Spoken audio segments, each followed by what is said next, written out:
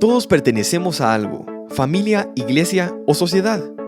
Pero quien dicta qué hacer o cómo hacerlo en medio de estos grupos es algo que trasciende: el Evangelio. A través de él podremos vivir extendiendo nuestra mano al necesitado, escuchando al cargado y abrazando al vulnerable. Y de eso hablamos aquí, en conversaciones cotidianas que apuntan a la esperanza eterna.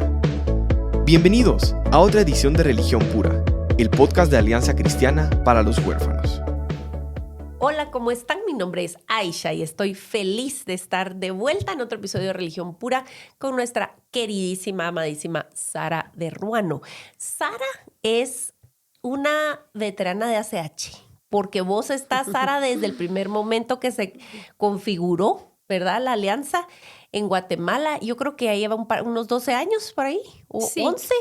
No, como 12 o 13. 12 o 13. Yo me uní hace 11 más o menos, porque fue justo nuestra primera adopción y alrededor de ese tiempo me llamaron para un evento que hubo en la ciudad de Guatemala y simplemente me invitaron a ser como parte de un panel o algo así, y entonces desde ese momento pues dije, este es mi lugar. Aquí soy. De aquí soy, esta es mi gente. Y el Señor nos ha permitido vivir tantas cosas, Sarita. Y antes de entrar en el tema, que si ustedes son familia adoptiva, no se lo van a querer perder. Si están pensando en la adopción, no se lo van a querer perder. Pero no vayan a cambiar, digamos, de episodios si no lo son, porque la iglesia necesita comprender los dilemas de las familias adoptivas y de los niños de orígenes difíciles y de gente que quizás no ha considerado adopción, pero que tienen familias mezcladas. A veces no pensamos en términos de adopción cuando pensás en un padrastro o una madrastra. En familias ensambladas. Y resulta que son temas que aplican. En las cumbres hemos tenido matrimonios así, ¿verdad?, que ensamblan sus dos familias y nos dicen, wow, yo nunca había pensado cuánto se aplica para mí. Entonces, quédense, vamos a estar conversando del poder de la presencia y todo lo que hemos estado escuchando últimamente en el grupo de apoyo de papás, y vamos a hablar de cómo pueden acceder a ese beneficio, a ese grupo, a esa comunidad de apoyo que es tan esencial. Pero ¿sabes qué, Sarita? Se me ocurría antes dar como un recorrido en minutos de lo que has visto que ha evolucionado para ACH en este rubro específicamente de apoyo para familias de acogimiento y adoptivas. No, eso ha sido increíble. De verdad que han sido oraciones respondidas del Señor para nosotros, porque cuando iniciamos las conversaciones hace 12, 13 años de ACH, de reunirnos, de hacer alianzas, de ofrecer este espacio de acompañamiento para todo lo que tuviera que ver con adopción, con acogimiento, con apoyo a los niños que están en cuidado residencial en los hogares, así es como se llaman aquí en Guatemala, hogares de protección, pero es una medida de cuidado residencial para todo el resto de Latinoamérica. Pensábamos en una organización que animara, que inspirara, que acompañara, pero sobre todo que fuera un puente a través del cual la iglesia pudiera llegar a esas necesidades que nosotros, que sí estábamos metidos en las trincheras, identificábamos y que eran tan reales, incluso eran personales, ¿verdad? Porque tanto tú como yo, por ejemplo, pues somos mamás del corazón y uno sabe que este es un camino que no es fácil para caminarlo solos, ¿verdad? Necesitamos comunidad, necesitamos gente que entienda nuestras batallas, que entienda lo que celebramos, que entienda lo que lloramos y las cosas difíciles, los retos, cosas que en la familia típica no se enfrentan. Sin embargo, también muchos de estos recursos son, como tú bien dices, aplicables a toda la crianza, porque la verdad es de que como papás ahora estamos en una etapa diferente, en una etapa histórica diferente también, y ahora maternamos y paternamos de forma mucho más informada. No necesariamente en estos ambientes de criar niños de orígenes difíciles o que han sido víctimas de trauma, sino en general ya nos interesamos en saber, en conocer más. Con ACH, mira, yo recuerdo la experiencia que tuve a un viaje al que precisamente tú fuiste invitada y no pudiste ir.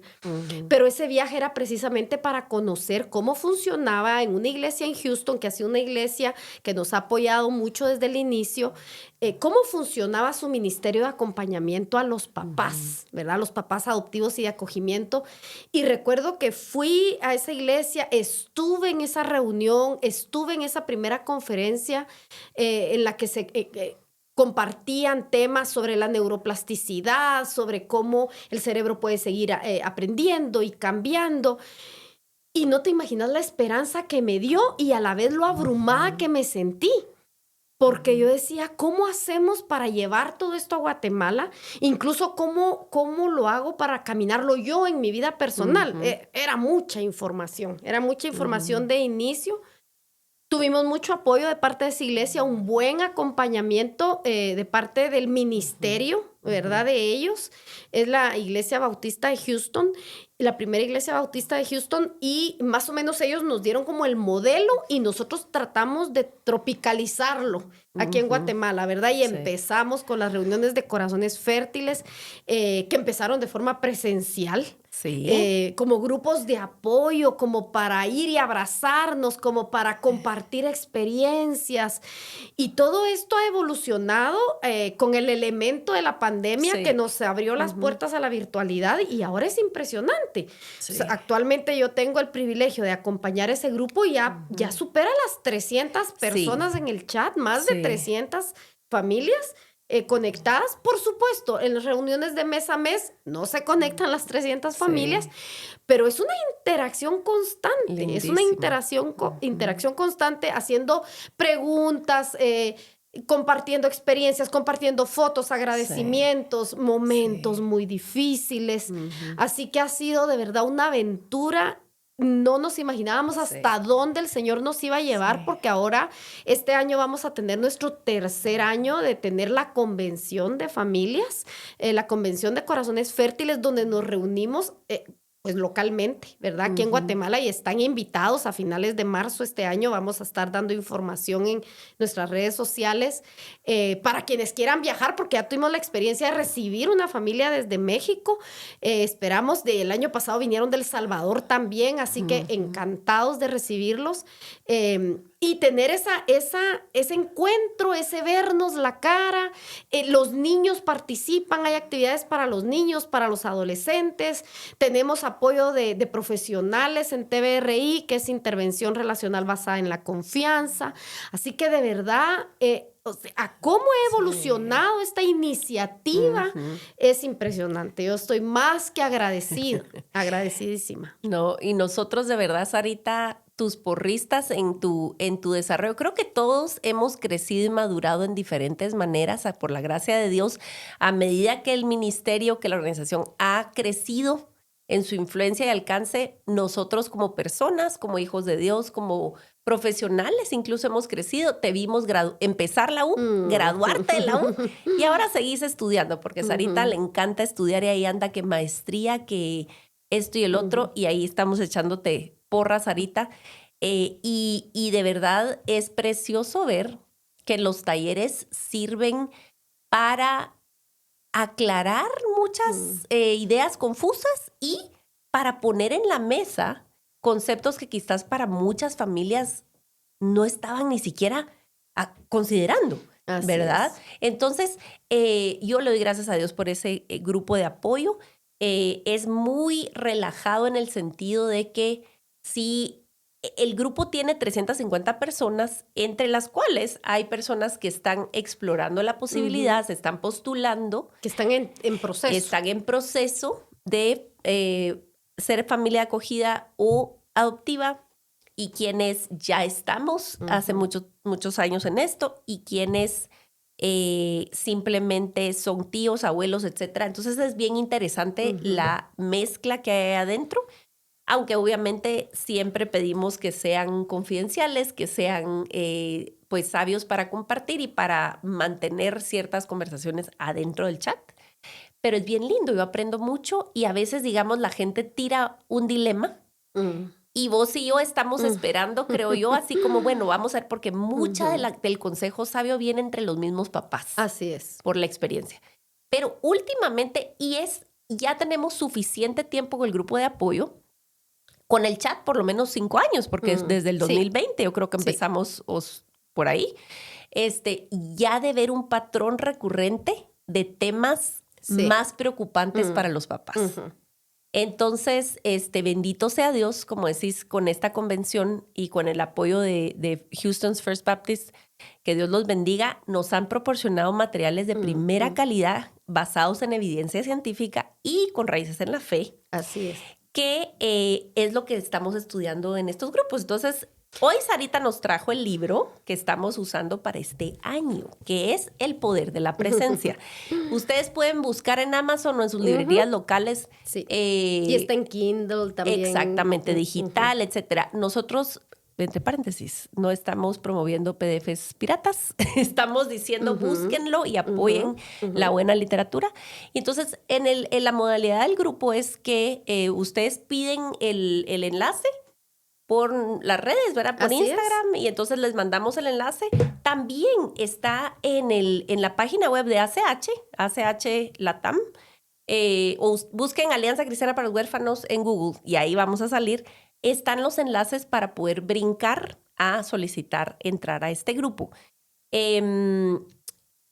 Es lindo porque entonces vamos caminando con un recurso y tú has hecho un trabajo fenomenal de ponerles a los papás un resumen después de cada taller virtual. Sí, les voy poniendo un resumen. El año pasado trabajamos con el libro de las 6 necesidades de cada niño, pero el año pasado en la convención la iglesia nos regaló este libro. Este libro es de verdad muy valioso, es precioso. Y ese es el que vamos a estudiar este año, pero queríamos para animarlos si nos están escuchando y son familia del corazón y no están integrados para que se integren porque es un espacio en el que aprendemos juntos. Es un espacio seguro, de confianza, en el que compartimos experiencias, como decía Aisha, basadas en la fe, pero validadas por la ciencia, por la neurociencia. Y este libro tenemos hoy para compartir con ustedes un como resumen, como los puntos clave de cómo nosotros como adultos, como papás, me encanta el subtítulo del libro porque dice cómo la presencia de los padres moldea el cerebro de los hijos y configura las personas que llegarán a ser. Entonces, imagínense el potencial en la relación, el potencial en nosotros relacionarnos y vincularnos con nuestros hijos de forma sana, de forma saludable, pero sobre todo de forma intencional. Intencional. Sí, y cuando ya ha habido un patrón de abandono o de negligencia o de trauma, estamos cuesta arriba, pero estamos libro sanando. Estamos sanando y no es una tarea imposible, sobre todo porque estamos acompañados del poder del Espíritu Santo. Por supuesto. Y porque hay destrezas, hay herramientas. Si hay algo que sabemos nosotros los papás de niños de orígenes difíciles que tenemos que trabajar de forma muy intencional es en sanar su esquema de apego. ¿Verdad? Generalmente es un molde que se establece en el primer año de vida y muchos de nosotros recibimos a nuestros hijos después de ese tiempo, ya mayores de 1 año, ¿verdad? Entonces, pues gracias a Dios sabemos que en el diseño de Dios tenemos un cerebro con neuroplasticidad, con neurogénesis que puede cambiar, que están haciendo nuevas neuronas, que tiene procesos de mielinización, se llaman, que nos permiten seguir aprendiendo a lo largo de la vida. Entonces, podemos reprogramar el cerebro de los niños. Y por eso tan importante el poder de la presencia del adulto y de forma intencional para restaurar ese esquema de apego. Es un proceso que va a tomar tiempo, pero si nosotros somos conscientes de las 4 condiciones que se requieren, que son las que vamos a compartir hoy y comentar, Aisha, la primera de esas condiciones es que nosotros estemos conscientes intencionalmente de asegurarnos, y quiero ser bien redundante en esto, que nuestros hijos se sientan seguros. Porque muchas veces nosotros asumimos que se sienten seguros porque nosotros estamos ahí para ellos, porque están en nuestra casa, porque nosotros no somos amenazantes, según nosotros, porque a veces no estamos conscientes de nuestro lenguaje corporal, de nuestros gestos, del tono de voz, incluso de nuestra altura. Yo soy chaparrita, pero a veces no nos ponemos a pensar hasta eso, cómo nos ven nuestros hijos, ¿verdad? Y hacerles sentir seguros. Mira, dice aquí en el libro, los padres tienen 2 misiones principales cuando se trata de velar por la seguridad de sus hijos y lograr que se sientan seguros. Es que hay una gran diferencia en que el niño esté seguro a que se perciba seguro. Correcto. Esa seguridad percibida es visceral. El niño la siente, la experimenta, ¿sí? Nosotros estamos llamados a protegerlos, pero que el niño se sienta protegido. Sí, y ese es un proceso agotador para muchos papás y confuso, porque dicen, pero si ya está bien, pero si estamos, o sea, el cuarto está con una lucecita y tiene solo un osito ahí a la par y, o sea, hasta el olor del cuarto es rico, o sea, todo estoy asegurándome, pero ¿qué si hay algo que detona al niño? Porque en su pasado hubo una experiencia que le hizo estar en riesgo real. Así y es. Lo que se detona, y ese es el asunto del trauma, ¿verdad, Sarita? Ese es el asunto del trauma, que tu cuerpo no distingue entre la idea del peligro con el y peligro la real. Entonces, no es, ay, qué niño más chillón, ay, qué niño más, o sea, es simplemente que es todo su ser está alineado en otro lado. Y es trabajo nuestro, ¿verdad? Llevar al niño a un estado de regulación y de tranquilidad y de paz. Y eso no se dice fácil, pero se trabaja duro porque tenés que averiguar qué es lo que al niño le produce ese estado de alerta, ¿verdad? Mira, yo creo que el reto más grande es asegurarnos de no ser yo una fuente de temor para mi hijo. Porque muchas veces nosotros mismos con nuestras reacciones ante sus conductas abrumadoras, ante sus conductas confusas, conductas que nosotros no entendemos, que muchas veces son estrategias de supervivencia, que muchas veces son conductas basadas en que el niño está funcionando en su cerebro en alerta. Entonces solo está en los 3 modos que funciona cuando se siente el niño amenazado, que es pelear, huir o congelarse. Y entonces esas conductas que a nosotros nos parecen tan beligerantes, tan erráticas, tan inexplicables, nos hacen reaccionar de maneras en las que podemos generar temor en los niños. Y podemos nosotros mismos constituirnos en esa fuente de angustia para el niño. Entonces, una tarea crucial para quienes nos convertimos en papás del corazón es saber que todo el tiempo debemos estar con la mente puesta en que yo debo ser la persona segura para mi hijo. Yo debo ser su persona segura, porque nosotros estamos restaurando el ciclo de apego que está basado, la base de seguridad del niño es ese adulto constante, consistente, que va a estar ahí. De forma cálida, de forma amorosa, ofreciendo los 2 tipos de cuidado. El cuidado instrumental, que implica todas las necesidades que el niño tenga, pero también el cuidado nutricio emocional, que también implica los abrazos, la sonrisa, las miradas de aprobación, la palmada en la espalda de tú puedes, consolarlo, que es otra de las condiciones que vamos a ver aquí. Saber que nosotros tenemos que hacerlo de forma intencional porque el esquema de apego, el actor principal es el adulto. Porque es en base a las interacciones del adulto hacia el niño que el niño va configurando en su cerebro cómo se va a relacionar con el resto de las personas. Sí, una de nuestras hijas, cuando vino a la casa, no soportaba el contacto físico. Ella se encerraba en su suéter, o sea, yo tenía que darle un sudadero donde metía todo solo la carita, puro esquimal, fíjate, y era época de calor. Y metía todas sus manos y el pantaloncito tenía que ser suave, todo hasta que le tocara la calceta, porque no soportaba el contacto de piel a piel, ni exponerse ella sus brazos a la intemperie, pues al aire o lo que sea. Y requirió, mira, yo tuve dolor de espalda meses, porque ella ya tenía 6 años y medio, pero quería cargada. porque era un terror al mundo entero, porque la verdad es que el mundo era muy pequeño para ella y luego salir al mundo exterior, dijeras tú, fue una cosa muy impactante.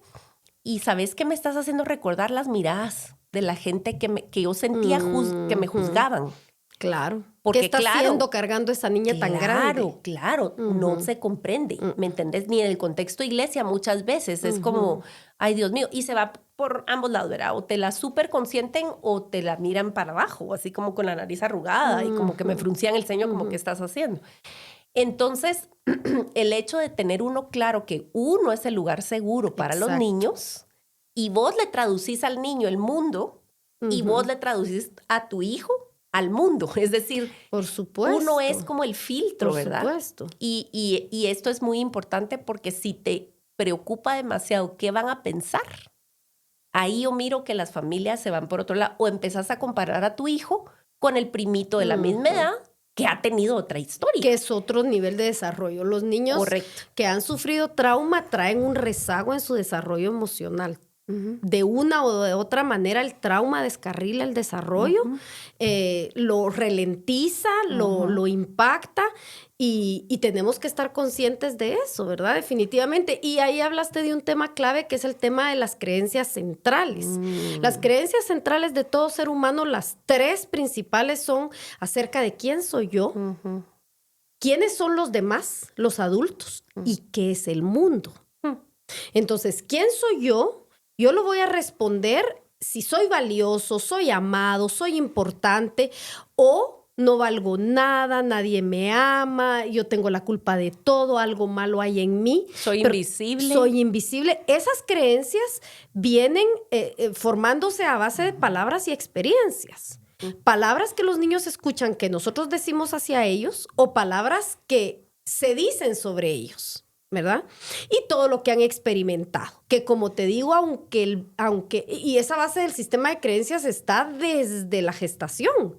Desde la gestación empiezan a instalarse esas bases porque el bebé va registrando todo lo que se vive. Incluso desde la neurociencia se sabe que ese registro de soy o no bienvenido al mundo, el bebé puede tener ese registro físico, aunque no sea un recuerdo cognitivo claro que pueda narrar, que pueda expresar en una narrativa, el niño sí sabe si es o no bienvenido al mundo. Esa sensación el bebé la registra. Entonces imagínate, desde ahí empieza la base del sistema de creencias de si soy amado, si soy valioso, o si el mundo es un lugar aterrador. El mundo va a ser un lugar aterrador si yo no siento que tengo una persona segura que va a poner la cara por mí, que me va a defender pase lo que pase, que va a estar ahí para resolver todas mis necesidades. Pero si yo me he sentido desamparado, si me he sentido solo, que tengo que ver yo cómo resuelvo, mi concepción del mundo es, el mundo es un lugar aterrador. Yo tengo que velar por mí. Exactamente. Esa es la raíz de la orfandad. El corazón huérfano es yo veo solo por mí, ¿verdad? Y eso es un esquema evitativo. Un esquema evitativo en el que el niño aprende a enmascarar sus emociones, porque no quiere decir que no se angustie de sentirse solo, pero aprende a resolver. Se establecen estrategias de supervivencia. Correcto. Se instala una manera de funcionar que funciona, digamos, ellos funcionan en base a su experiencia y eso les sirvió los primeros meses, años de vida, y luego llegan a una situación de familia en donde esas estrategias ya no sirven. Pero ¿cómo le dicen a su cerebro y a todo su base? Claro, porque ya están configuradas en su cerebro. Eso está instalado. ¿Cómo desinstalas ese software? ¿Cuáles son esas interacciones que le empiezan a enseñar a ese cerebro? Estás seguro. Sí. Y eso es a base de repeticiones, Aisha. Eso es a base de ofrecer nuevas experiencias que se repiten una vez y otra vez y otra vez, hasta que entonces esas viejas conexiones dejan de usarse. Y ya porque cada vez esos caminos neuronales nuevos en los que, ay, sí, hay un adulto que responde por mí. Ay, sí, cada vez que mi voz se escucha. O sea, sí, si yo digo que siento, si yo digo que necesito, el adulto va a venir y va a responder. y va a resolver mi necesidad. Entonces, esa experiencia, ese camino que recorre las neuronas en nuestro cerebro vez tras vez, eso es lo que genera nuevas conexiones y una nueva experiencia, una forma nueva de vivirse. Correcto. Más seguro, sintiéndose, como hablábamos, sintiéndose seguro, ¿verdad? En las estrategias que nos propone el libro para promover seguridad me encantan. En primer lugar, dice, no hagas daño. Comprométete a no ser la fuente de miedo en tu casa. Entonces, mira, nosotros hemos escuchado muchas veces y hemos leído muchos chats de papás desbordados por comportamientos muy complejos de los niños y la verdad es que a veces siente uno que quiere salir corriendo. Seguro. Y tenemos empatía. Claro. Se entiende la frustración, el dolor. Y yo aquí he abierto mi corazón muchas veces en el podcast y he dicho los errores terribles que he cometido en medio de esos comportamientos indeseables, porque son comportamientos que no querés que perpetúen, ¿verdad? Y que duelen y que confunden y que frustran. Pero podemos adquirir nosotros nuevas destrezas, ¿verdad? Y ahí es donde hemos grabado ya varios episodios acerca de corrección, acerca de disciplina y todo este tema. Pero si la fuente de seguridad soy yo no puedo ser a la vez una fuente de terror. Claro, porque entonces ahí es donde entran en cortocircuito sus dos sistemas orgánicos, el de correr hacia mi fuente de seguridad, pero si mi fuente de seguridad me da miedo, porque me grita, porque reacciona mal o porque me da la espalda, entonces el niño ya no sabe. Ahí es donde se complica y se puede llegar a establecer un esquema de apego desorganizado porque no hay estrategia. El niño no logra establecer una estrategia. Siempre está adivinando. Se siente muy a la deriva, ¿verdad? Cuando el adulto tiene que proveerle. Es que la cuestión del apego a veces la romantizamos mucho y la vemos como muy emocional, como muy sentimental, pero es una cuestión de supervivencia. El esquema de apego se establece porque la supervivencia del niño depende del adulto. Sí. Depende de la respuesta del adulto para que el niño esté saciado en todas sus necesidades, esté cuidado en todo lo que requiere para sobrevivir. Sí, y sabes que aquí hay algo bien importante y es que mientras vas avanzando en tu aventura de crianza, te das cuenta la necesidad que tenés de revisar tu estilo de apego, totalmente, de recibir tu ayuda, porque muchos papás se acercan a nosotros a pedir, quiero que mire al niño, ¿verdad? Quiero que componga me lo al arregle, niño, que arrégleme al pase niño, en terapia, ¿verdad?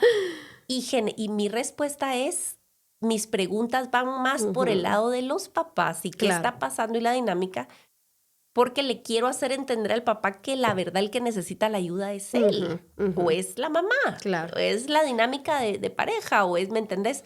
Entonces, es bien importante tener en mente que si ustedes están criando, sea por adopción o acogimiento o lo que sea, va a salir a la luz tu propio estilo. Exactamente. Claro, es que y toda tu crianza, todos los desastres que trae tu propia familia. Porque amamos como nos amaron y creamos hijos a la luz de nuestras propias historias de vida. Entonces, sí, siempre hemos hecho énfasis en eso de hacer el trabajo personal. Me encanta la frase de Karin Purvis de nadie puede llevar a un niño a un lugar de sanidad al que no ha ido. Entonces nosotros tenemos que emprender nuestra propia jornada de sanidad, de revisión de nuestra historia, de asegurarnos que hemos asimilado y resignificado nuestra historia, sanado hasta la medida de lo posible, ¿verdad? Humanamente y también espiritualmente, porque ahí somos seres integrales, ¿verdad? Y tenemos el cuerpo, la mente y el espíritu, y tenemos que trabajar en nuestras 3 áreas de vida y hacer ese trabajo hay muchas cosas en nuestra historia que no nos gustan, que nos dolieron, que fueron terribles y no las podemos cambiar. Entonces nos toca aceptarlas y trabajarlas y resignificarlas. Y eso requiere mucha humildad. Sí. Mucha humildad, que ustedes puedan ver al espejo de su hijo y decir, wow, esto me está sacando de quicio, ¿por qué? Esto me está apachando los botones que yo no sabía que tenía, ¿por qué? ¿Qué hay ahí atrás, Sí. verdad? Ese es un ejercicio de reflexión y humilde donde necesitamos pedir ayuda. Y de conciencia. Mucho y traer La a clave es la conciencia. conciencia, que yo me haga consciente de cómo se está sintiendo mi cuerpo ante la conducta del niño, qué estoy pensando, porque entonces si yo también activo mi sistema de alerta, entonces vamos a estar dos cerebros desregulados Sí. tratando de, ¿verdad? Totalmente. De pelear una crisis que solo va a traer Sí, heridas, porque entonces sí. los dos vamos a estar, Sí. tanto nosotros como papás como el niño, en pelear, huir o congelarse. Sí, sí, ¿Verdad? sabes Entonces, que uno de los momentos clave para mí en mi relación, especialmente con una de mis hijas, fue identificar justamente qué yo sentía cuando me estaba subiendo, ¿me entendés? Calor. No, una cosa y que no me había pasado con mis otros. O sea, es impresionante lo que para mí trajo la adopción y el reto de todas estas estrategias de supervivencia que esta niña traía, que chocó Que te de retaban a frente ti. conmigo, exacto, de una manera. Y yo empecé a tener conciencia de decir, como estoy haciendo las cosas, no estoy consiguiendo lo que Dios quiere que yo consiga con esta niña, que es apego y seguridad. No le estoy dando seguridad. Claro, porque entonces mi respuesta es de desconexión, porque rechazo su conducta. Y mi reacción era esa. O sea, este cerebrito desregulado con mi cerebrote desregulado, entonces era un desastre. Y entonces yo le anuncié a ella, o en un momento de calma, mira, cuando tú vuelvas a retarme, cuando tú vuelvas a faltar al respeto, no sé qué, lo vamos a arreglar, pero yo en ese momento necesito alejarme de ti para poder estar en paz y no dañarte.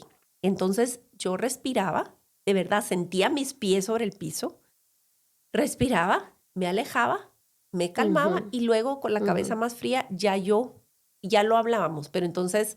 Y claro, esto ya era cuando era preadolescente, entonces es otra liga, pero les digo, ese asunto de tener conciencia y admitir que yo estoy aquí en peligro de no ser un lugar seguro es muy importante. ¿Sí? Y es que esa es justa la segunda estrategia, Aisha, repara. ¿Verdad? Cuando se produce una ruptura en la relación con tu hijo, reconecta lo antes posible y pide disculpas si es necesario. Sí. ¿Verdad? Porque Sí. incluso muchas veces nuestra reacción no está modelando lo que queremos que ellos aprendan, de cómo lidiar con la frustración. No. Porque nosotros mismos no estamos lidiando bien con la frustración. Y ¿sabes qué importante? Pedir perdón como se debe. Oís papás que dicen, mira, mija, perdóname que te jaloneé, pero es que tú ya desvirtuamos todo. Así no se hace. Así no se pide perdón. Así no es. Se dice, mija, perdóname que te jaloneé. Nunca tengo derecho ni nadie Exacto. a jalonearte. Así es. Y asumir toda la responsabilidad. Correcto. Toda la responsabilidad cuando fallamos. Sí, los momentos, ahí sí que es otro dicho de Karen Purvis, ¿verdad? Los momentos estos de crisis y de comportamientos indeseables son una fuente de potencial conexión impresionante. Totalmente, siempre oportunidades. Y mira, esta última estrategia me encanta. Dice, ayuda a tu hijo a sentirse a gusto en un puerto seguro. Crea en tu casa un entorno general de seguridad y bienestar. Y miren, es increíble, pero eso es un común denominador entre niños que han sufrido trauma. Yo lo veo en el abordaje en terapias y en el acompañamiento con los papás. Es difícil para los niños sentirse seguros. Nosotros tenemos que ser muy intencionales en crear ambientes que ellos perciban seguros y que ellos puedan bajar todas sus defensas porque han estado mucho tiempo en entornos en los que han tenido que compartir muchas cosas, que han tenido que sobrevivir a niños más grandes que tal vez son más violentos o con otras conductas, o han tenido que proteger su corazón ante tantas pérdidas porque se fue el cuidador, porque renunció o porque ya no está en esta casa, lo mueven a otro programa dentro del hogar, o ahora está en una familia de acogimiento y después lo pasan a un hogar, o viceversa. Han habido tantas pérdidas que los niños hacen una gran muralla, una gran fortaleza en su corazón, y tenemos que ayudarles a sentirse y a disfrutar estar seguros. Que lo disfruten, hacerles saber, hacerles conscientes, ayudarlos a llevar a hacerse conscientes de que están seguros, para que lo puedan percibir de esa manera. ¿Cuánto tiempo toma eso, Sarita? Toma mucho tiempo. Toma mucho tiempo, cada caso es particular, pero sí les ruego y les suplico, no nos desesperemos. He acompañado familias que han tenido experiencias complicadísimas con adopciones que no han durado, no han llegado ni a los 6 meses y ya están rendidos. Entonces, no podemos pensar en que un daño que se generó, incluso yo siempre les hago la pregunta, ¿cuándo empezó el capítulo 1 en la vida de tu hijo? Y la mayoría de veces la gente me responde cuando nació. Y le digo, no, empezó desde la gestación y desde ahí puede ser, ese primer capítulo puede estar marcado de mucho dolor, de mucha tragedia, de mucho sufrimiento. Desde ahí empezó el asunto. Y digamos, Sarita, a nivel, porque sí, lo entendemos muchas veces como a nivel emocional, incluso si somos creyentes, pues espiritual y toda la cosa, pero regresando a nivel biológico, o sea, los niveles de cortisol de una mamá angustiada, porque nos lo enseñan en TVRI, ¿verdad? El tema de los niveles estos de cortisol en el sistema de la mamá, cuando tiene picos muy fuertes y frecuentes durante el embarazo y está un bebé formándose. Permea la placenta. Por supuesto. Permea la placenta. Todo esto construye otro tipo de cerebro. Sí, el bebé se está formando y gestando en un ambiente intoxicado de cortisol. Recibiendo todo el impacto de esa química de angustia, de rechazo, o si está viviendo sin cuidados, con mucha necesidad, con mucha carencia. Todo eso genera angustia en la mamá. Y todo eso se transmite al bebé. Correcto. Y pareciera que solo estamos diciendo un montón de malas noticias, Sarita. Pero solamente queremos que tengan una perspectiva correcta de la realidad a la cual una familia adoptiva entra. Entramos a esta escena. Y porque queremos animarlos a saber que hay maneras, que hay estrategias, que estas condiciones que vamos a compartir con ustedes hoy, que esta primera es la de sentirse seguro, hacer sentir seguro al niño. La segunda, que es la con la que vamos a terminar el episodio de hoy, es la de sentirse visto. Que nuestros hijos se puedan sentir vistos. Entonces, si nosotros vamos intencionalmente teniendo conciencia de estas 4 condiciones, va a ser mucho más fácil generar ambientes en los que los niños puedan sanar y no solo sanar, puedan florecer, que es lo que queremos, ¿verdad? La segunda condición es ver verdaderamente a nuestros hijos consiste sobre todo en 3 cosas. A ver, veamos estos 3 puntos. Estar en sintonía con su estado mental interno a nivel profundo y significativo. Ese es un reto enorme porque vivimos en la superficie. Vivimos a la ligera. Eso de verdad es un reto grande. El punto 2 es llegar a comprender su vida interior. Sí, imaginemos qué está pasando en el interior del niño, con solo que nos hagamos esa pregunta. Y la tercera, responder a lo que vemos de una manera oportuna y eficaz. Si nos preguntamos ahorita qué hay en nuestro mundo interior, en el nuestro, porque a veces nos cuesta hasta reconocer el nuestro, ¿verdad? No digamos cuando el niño se está portando mal, cuando está desbordado, preguntémonos qué estará pasando en su mundo interior. Sí, sabes que me pongo a pensar los casos pues más típicos en los que pensamos es el niño malcriado, el niño desregulado, el niño que hace la pataleta. Pero fíjate que el año pasado fui a un retiro de mamás adoptivas, invitaron a chicas ya adultas que fueron adoptadas y una de ellas decía, yo nunca me portaba mal, yo era la mejor portada, yo era la mejor alumna, yo era... Pero todo eso también era un mecanismo de defensa. Totalmente. Entonces, ni siquiera es garantía que conozcas lo que está pasando a nivel interior, porque los niños son expertos en sobrevivir. Entonces, muchos van a sobrevivir fingiendo que están bien. Claro, y esa es una conducta exterior. O sea, nosotros podemos ver niños con muy buenas calificaciones, podemos ver niños con un rendimiento, incluso buscando la aprobación y buscando la perfección, pero entonces por eso el llamado es a ver ese mundo interior y a ver qué es lo que en realidad está pasando dentro de los niños. Y como un consejito, Sarita, alguien dice, pero ¿cómo logro? ¿Verdad? Pues mira, ahí sí que conexión, relación, interesarnos genuinamente. Fíjate que esa primera condición de no vivamos superficialmente, no nos conformemos con preguntarle, ¿cómo te fue en el colegio? Bien.